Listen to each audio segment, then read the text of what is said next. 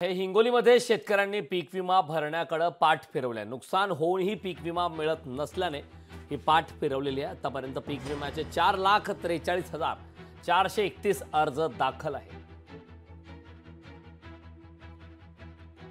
या वर्षी महागमोलाचं खत बी टाकून शेतीची मशागत करून पेरण्या करून आज आमची 2 एकर ढगफुटी त्या दिवशी आमच्या 15 तारखेच्या जुलैच्या रात्रीला ढगफुटी होऊन आमचं जे 4 एकर जमीन होती दोघांच्या नावानं ते संपूर्ण वाहून गेली।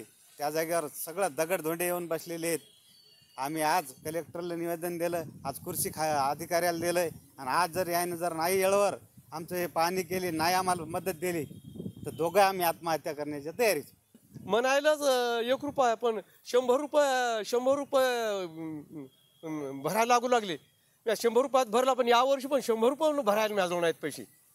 मग यंदा भरू किंवा नाही भरू का नको इतकी परेशानीत हो। काय नुकसान झालं? नुकसान समधी सोयाबीन गेली, पिवळी झाली, लय नुकसान झालं। पुन्हा नापिकी झाली, तरी मग पीक विमा भेटला नाही। नाही भेटला। यावर्षी भरणार का नाही? काय भरोसाच नाही राहिला साहेब। भरायले 100 रुपये तर लागले ना माझं, इतकी परेशानी तू। भरायचे सरकार पैसे देत नाही, 1 रुपया नुसतं नाव मोठं फक्त 100 रुपये आपलं हे करायला पीक विमा देतो काहीच नाही उजूक दिला। लोकशाही मराठी ऐका, पहा, जागरूक रहा।